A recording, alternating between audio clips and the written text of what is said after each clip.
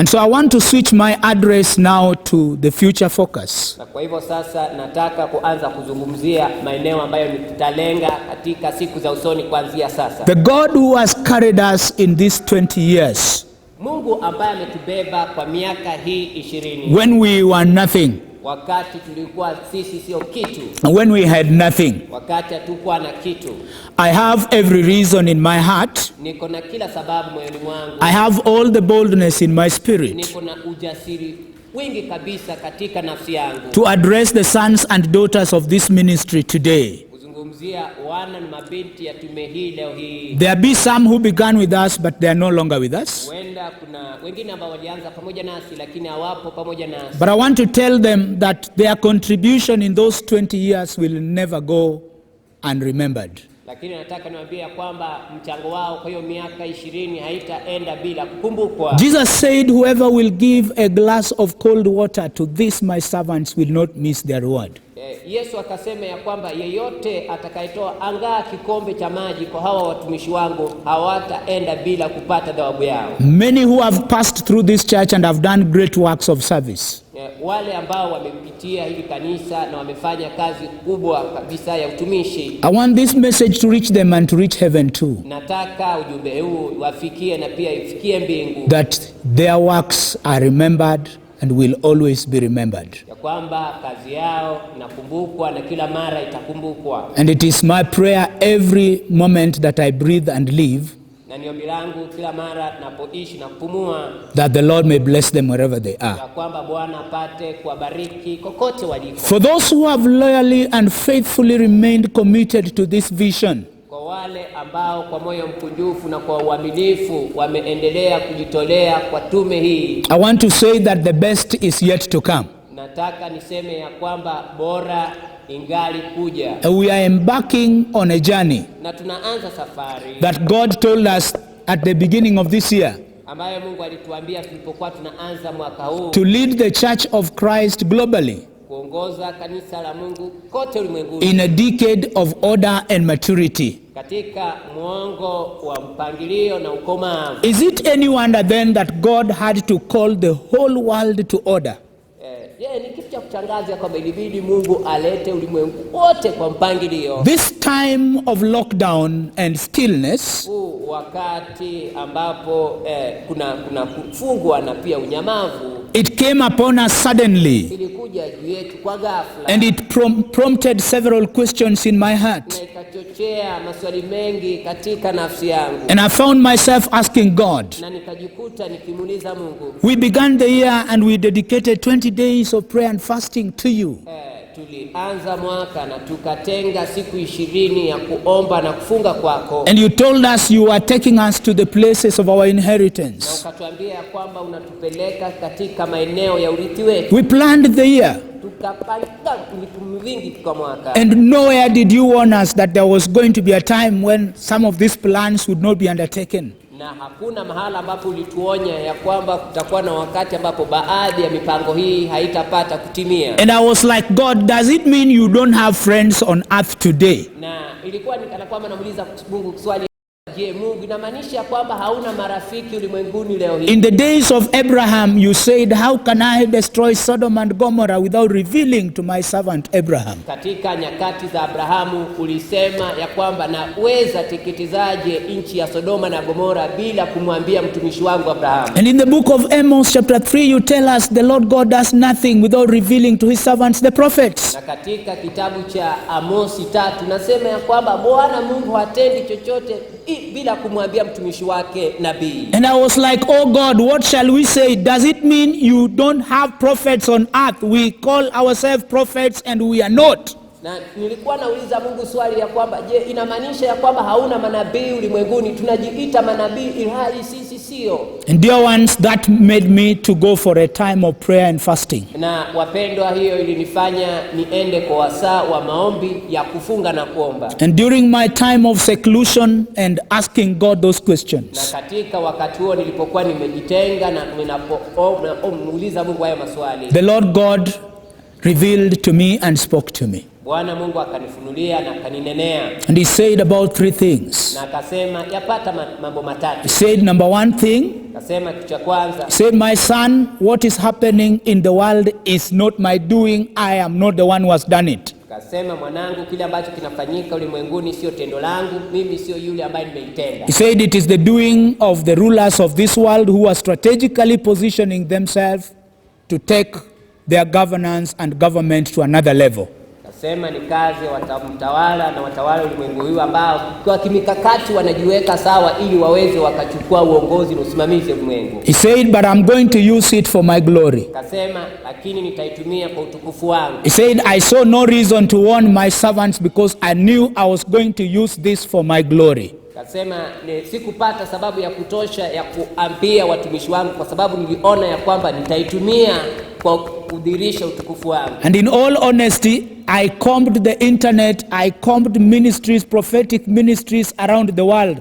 There is not one whom God told that there was going to be a time of shutdown when churches and ministries would be locked and there would be no activity going on. Ukweli wa mambo ni kwamba nilikuwa nimechimba kabisa hata katika mtandao na kutazama manabii tofauti kote ulimwenguni. Hakukuwa na hata mmoja ambaye Mungu alikuwa amemtumia kuonya ulimwengu ya kwamba kutakuwa na wakati ambapo kila kitu itakuwa imefungwa.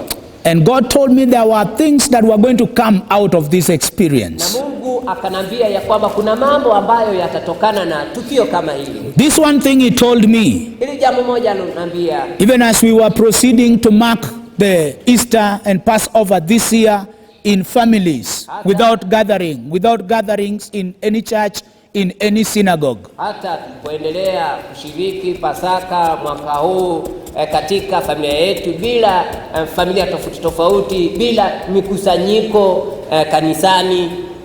He said he's taking the church back to the roots. Alisema ya kwamba anapeleka kanisa mpaka kwenye msingi tena, And the root is the family. na msingi hapo ni familia. And he told me to sound the trumpet and tell his children and servants around the world Na akaniambia nipige tarumbeta na kuambia watumishi wake kote ulimwenguni that he is a God of family. ya kwamba yeye ni Mungu wa familia. He used the first family in Noah, Alitumia familia ya kwanza kwa ya Nuhu, and after that he used the family of Abraham. na kisha baadaye akatumia familia ya Abrahamu. He's the God of Abraham, Isaac and Jacob. Those were families. Ni Mungu wa Abrahamu, Isaka na Yakobo, au ni familia. When he brought the children of Israel out of Egypt in the Passover, they were to meet in their households in families. Alipokuwa anaokoa na kutoa wana wa Israeli kule kwenye Pasaka, pia aliambia wao wakae kwenye familia zao. And he said it's time to strengthen the church at that level. Na akasema ni wasaa wa kuwezesha na kutia nguvu kanisa katika kiwango hicho. And number 3, he told me it's a time to be still, Akasema ya kwamba ni wakati wa kutulia, to be silent in his presence, kutulia na kuwa mnyamavu mbele zake, and to hear what he is saying, na kusikia kila anachosema, to receive the directions that he is giving kupokea mwelekeo anayotoa for ministry after COVID-19. kwa ajili ya huduma baada ya COVID-19. And he said when the church regroups, whatever time he will permit the church to regroup after COVID-19, Kasema baada ya kanisa kukusanyika tena baada ya janga la corona, it is going to be a time of brand new ways of serving him. kasema ya kwamba itakuwa ni wasaa wa njia mpya kabisa ya kumtumikia, And he is revealing those ways right now. na anafunua hizo njia sasa hivi. Those are the ways that will bring the church to unity, Hizo ndio njia ambazo zitaleta kanisa kwa umoja, will bring the church to the stature of Christ, zitaleta kanisa kwa kiwango cha Kristo, to a full mature church. kwa kiwango cha kanisa ambalo limekomaa kamilifu.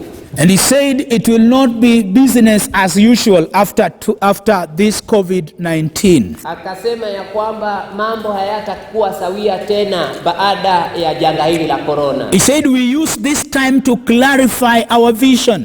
Sema ya kwamba tutumie muda kama huu kuweka waziwazi maono yetu.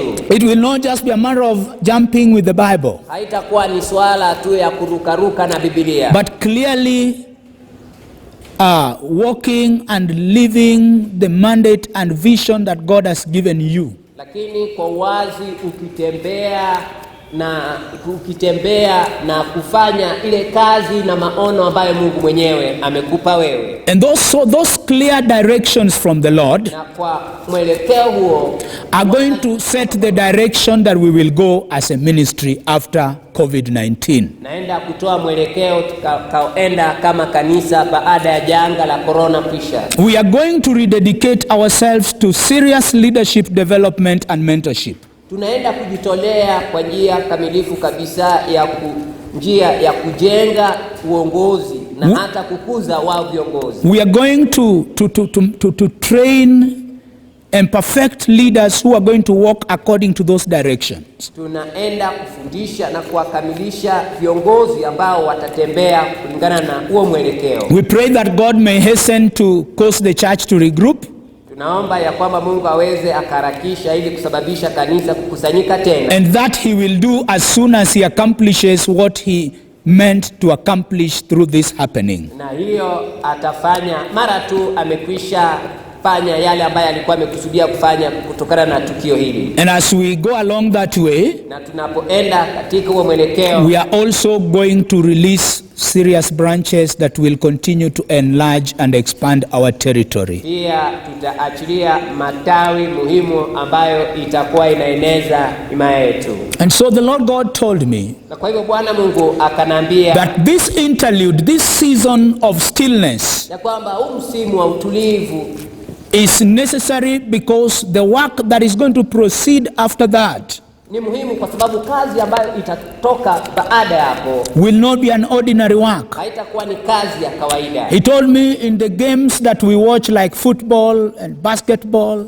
and rugby, Aliambia kwa michezo, kwa michezo ambayo tunatazama kama mchezo wa kandanda, mchezo wa vikapu, always before we come to that last hour, kabla ya kufika katika ile wasaa wa mwisho, there's a time out. kuna kipindi pale cha mapumziko. And that is the time to perfect your strategy, Na huo ndio wasaa wa kutia makali mkakati wako, so that you come to the moment of finality. ili ufike katika kipindi cha lala salama. He gave me the example of Joshua Alinipa mfano wa Yoshua after they crossed the Jordan. baada ya kuvuka Yordani. He said, you see my son, I would have just led them express to start attacking.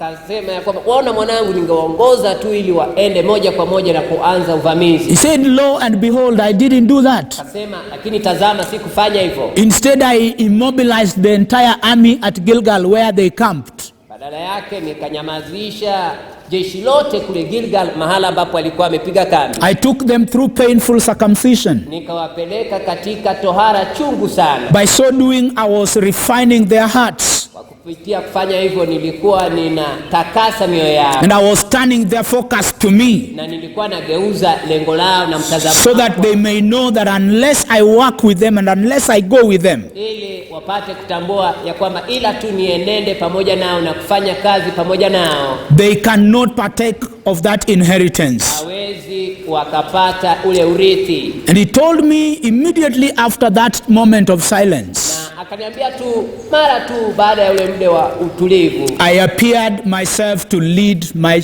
army to possess their inheritance. nalijitokeza ili niongoze jeshi langu ili wapate kumiliki milki yao. And I want to address God's people who belong to this mandate and the entire body of Christ worldwide, Na nataka nizungumzie watu wa Mungu ambao ni watume that hii, the Lord mighty in battle is coming to lead his church himself after this COVID-19. kwamba Bwana Mungu mwenye nguvu ambaye ni shujaa wa vita anakuja kuongoza kanisa lake baada ya hili janga la A lot of childish and immature things that we have been doing and getting away with will receive quick and due punishment. Mambo mengi ya kitoto na yasiyokomaa ambayo tumekuwa tukifanya yatapata adhabu ya moja kwa moja. Like he appeared to Joshua outside Jericho and he said, I have come as the commander of the armies of heaven. Jinsi alivyomtokezea Yoshua nje ya Yeriko na akasema, nimekuja kama amri jeshi wa jeshi la mbingu. He is coming and is going to lead his church in triumph. Anakuja na ataongoza kanisa lake mpaka kwa ushindi. Those enemies of the church that did this to prepare themselves, we sound sound an alarm for them to get ready.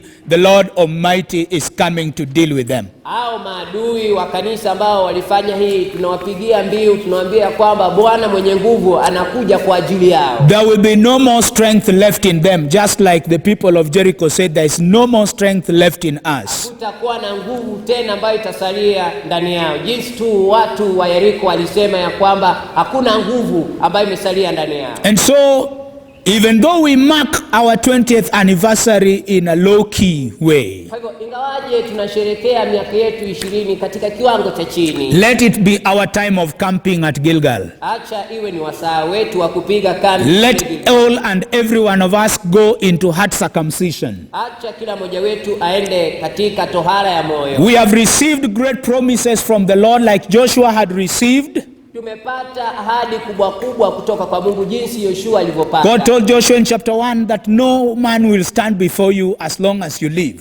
Yoshua alikuwa amepata ahadi kutoka kwa Mungu ya kwamba hakuna mtu atakayesimama mbele yake umbali ule unaishi. But before those promises could be fulfilled, Lakini kabla ya hizo ahadi kupata kutimia, God brought them to the place of renewal of the covenant and heart circumcision. Mungu akawaleta kwa eneo ya uisho wa agano na pia tohara ya moyo. And I want to say here with all boldness Nataka niseme kwa ujasiri wote that is where the Lord has brought us to. ya kwamba hapo ndipo Mungu ametuleta. I challenge us to get ready wherever we are, Natutia changamoto kuwa tayari kokote tuliko, because from here we are going to walk and work with the Lord. sababu kutoka hapa tunaenda kutembea na kufanya kazi pamoja na Mungu. And what a privilege to be spared. Na ni tunuku aina gani kuponea. It will also interest you to know that it was a brand new army that Joshua and Caleb moved with. Itakushangaza kutambua ya kwamba ilikuwa ni jeshi mpya kabisa ambayo Yoshua na Caleb walitembea nao. And in this time there is a pruning going on.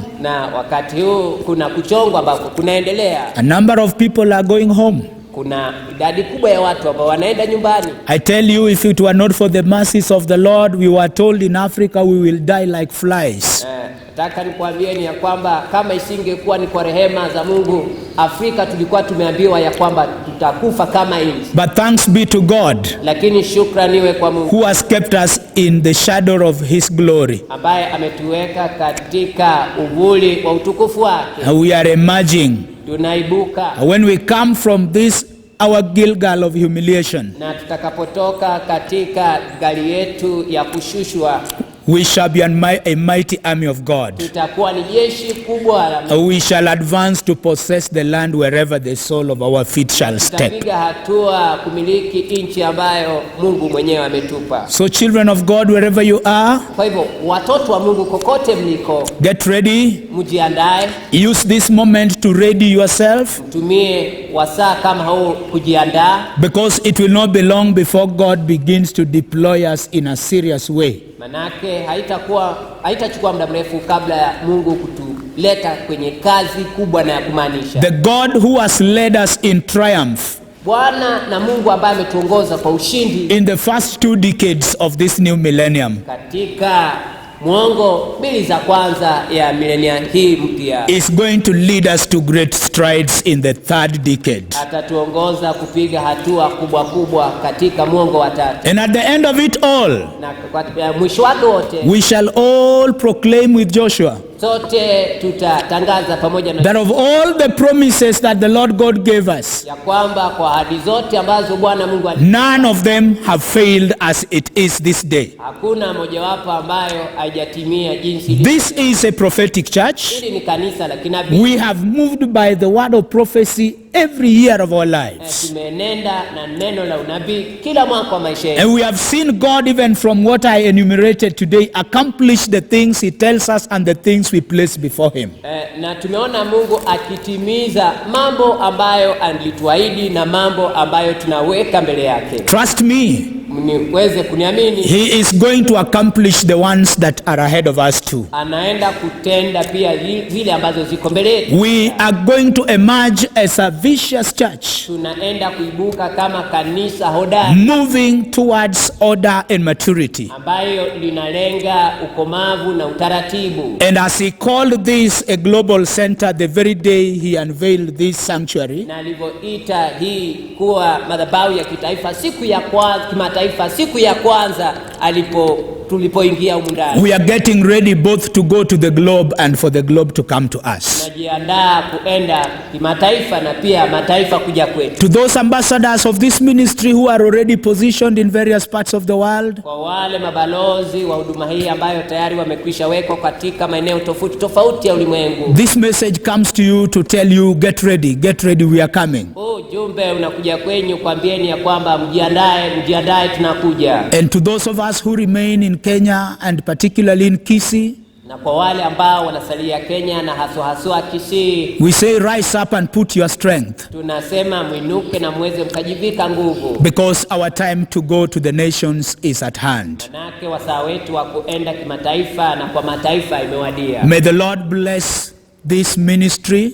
Acha Bwana bariki May the Lord bless this mandate. Acha Bwana bariki huduma hii. May the Lord bless this vision Acha Bwana bariki with all who are part and parcel of it. pamoja na watu wote ambao ni sehemu yake. And Father, we give you glory. Na Baba, tunakupa utukufu. We give you praise. Tunakupa sifa. We give you honor, Tunakupa heshima. because you deserve it all. Kwa sababu unastahili yote. We say it is not unto us. Tunasema sio kwetu. It is not unto us, Sio kwetu sisi. but to your name we give glory. Lakini kwa jina lako tunapatiana utukufu. To see that we are in this sanctuary today Ona ya kwamba tuko katika kanisa hili leo is a testament of your ni faithfulness. ushuhuda wa uaminifu wako. May your name be glorified. Hata jina lako lipate kutukuzwa. Days without end. Siku bila kukoma. We have trusted in you. Tumekutumania. We will continue trusting in you. Endelea kukutumania. All our lives Maisha yetu yote we shall trust in you, tutakutumania. and we shall work with you. Na tutafanya kazi And pamoja I nawe. pray and give thanks Naomba na kupatia na shukrani in Jesus' name. kwa jina la Yesu. Amen and amen. Amen. The Lord God Almighty bless you. Bwana Mungu mwenye nguvu awabariki.